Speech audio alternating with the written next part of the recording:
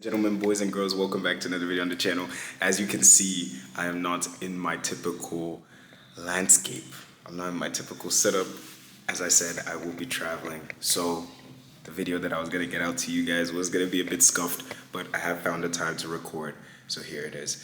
As we've been talking about these last few days, we've been looking at the main contenders, or in other words, the other big five teams in the big six in the Premier League, who are the teams that I believe could challenge Arsenal all the way in this Premier League title race, and ultimately what these teams have, both in terms of strengths, weaknesses, the signings they've made to address those weaknesses, and the strengths that they have due to those signings, as well as the new managers for a majority of these teams, how they're going to fare, and what the expectation is for them coming into this season. And today's video is about Tottenham Hotspur. I'm actually in Oakland right now, in California. If you guys have never been, I highly recommend you pay it a visit. Very nice place. Just visiting a friend as of now. So, as I said, if you've never been before, go out and check it out. If you guys are new to the channel, welcome. If you're a returning member, welcome back. Please, please, please, algorithm. If you enjoy the content you're seeing on the channel, make sure you like, comment, subscribe. That is the only way the videos will get better on this channel. That is the only way this channel will continue to grow, is through your help. So if you enjoy the things you're seeing, make sure you support the channel. Let's get right back into it. I have my notes written down, so if I look down, that's exactly why. Normally I'd have my beautiful setup where I look this way and look that way, and you guys wouldn't even be able to notice, but that's not the case today. So bear with me.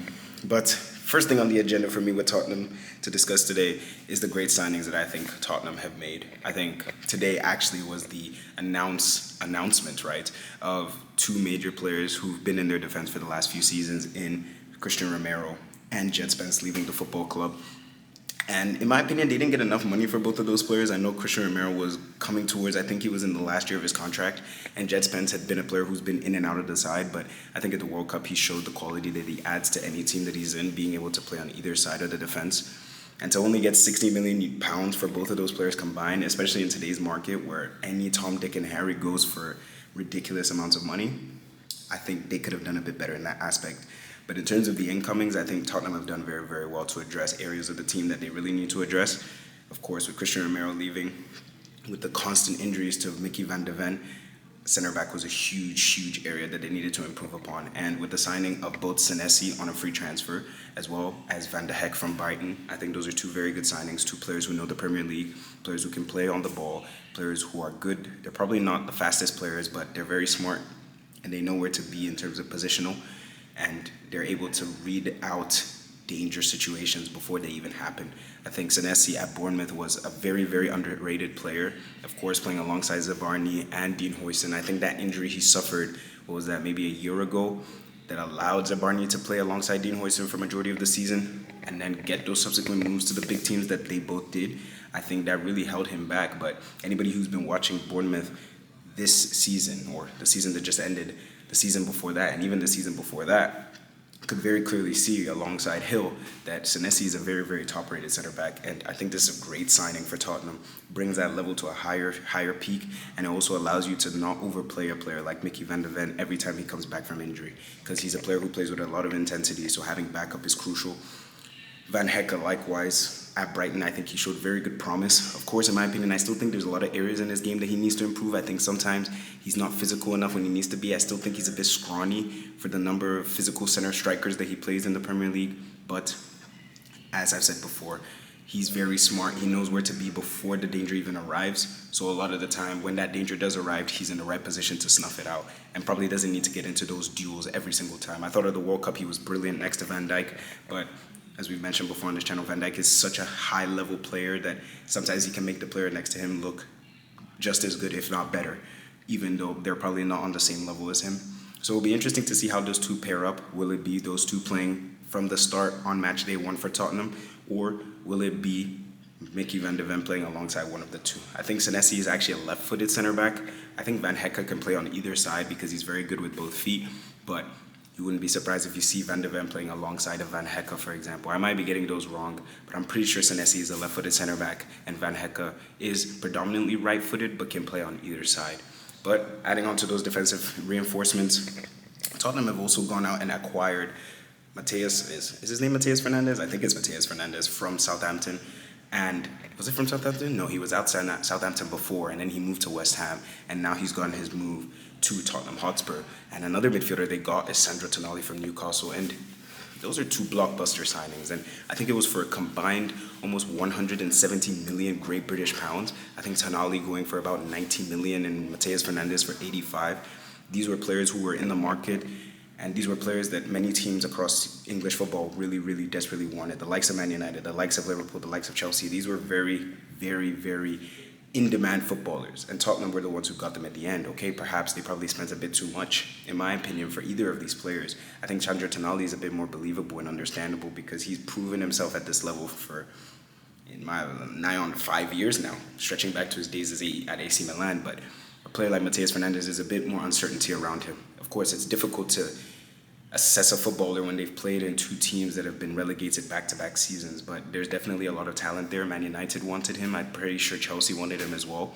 But at the end of the day, he went to Tottenham. Tottenham paid the big bucks. They offered him the money that he wanted, and he's on his way to White Hart Lane, or the Tottenham Hotspur Stadium as it's called now. And I think those reinforcements are just great for Tottenham because you look at those midfield positions, especially with the likes of Rodrigo Bentancur and Yves Bissouma. Those are two players, in my opinion, that just aren't at the level.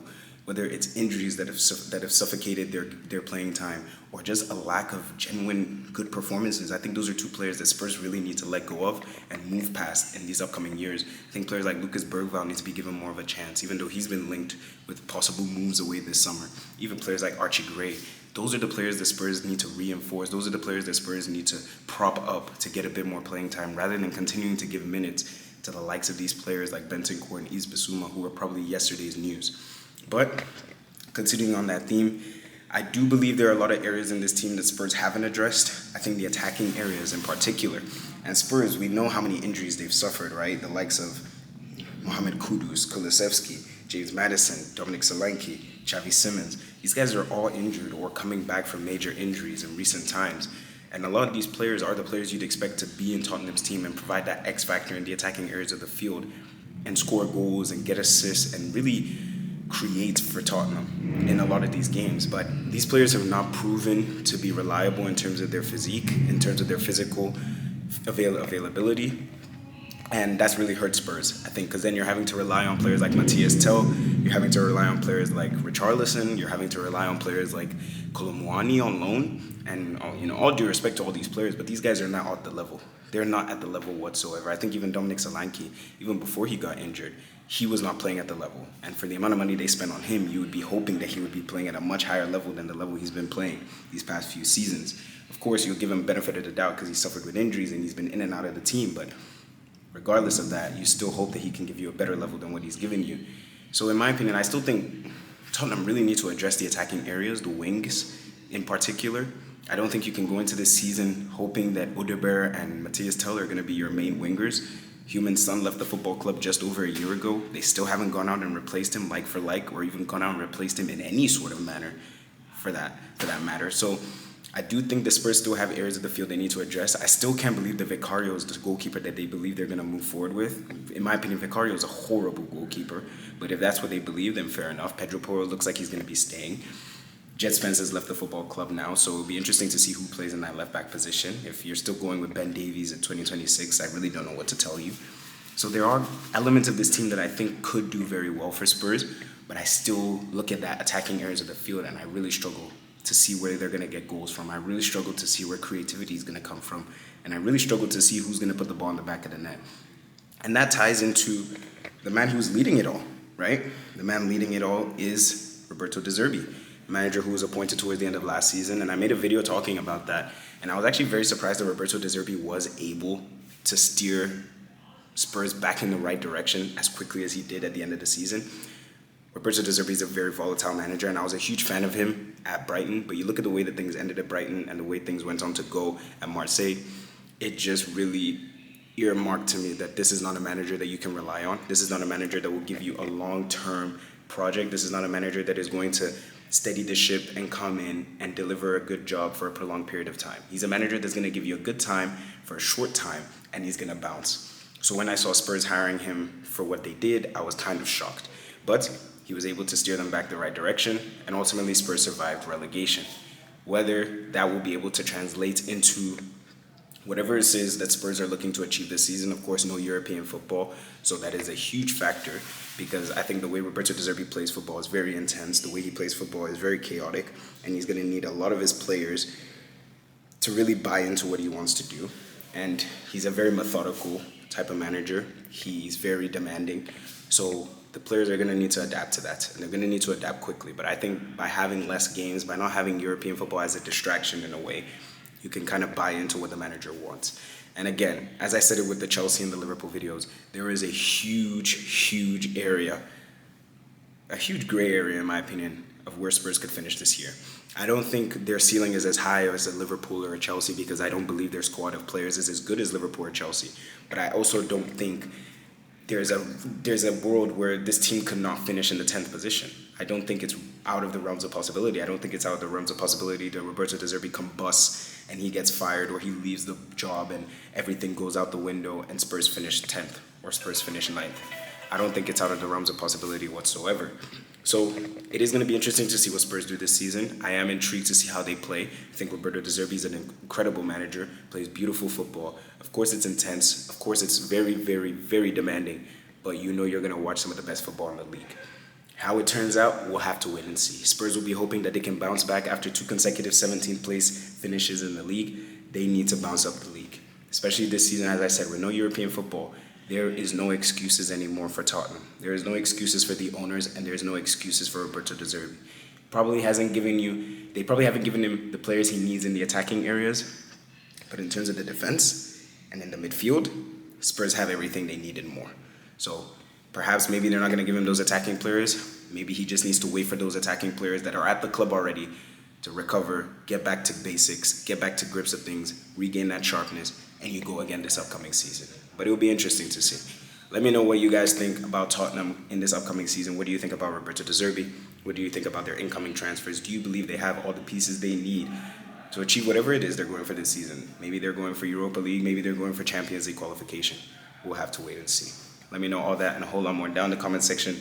Next video, I believe, I'll try and get that out to you guys as quick as I can, will be Manchester United. So Michael Carrick and his boys and the Red Devils, that will be out before the Community Shield final. I will try and get that video out to you guys as soon as possible. But as I said, like, comment, subscribe if you enjoyed the videos. Check out the Chelsea and the Liverpool video while you're at it. Thank you guys so much for watching. Take care of yourselves, and goodbye.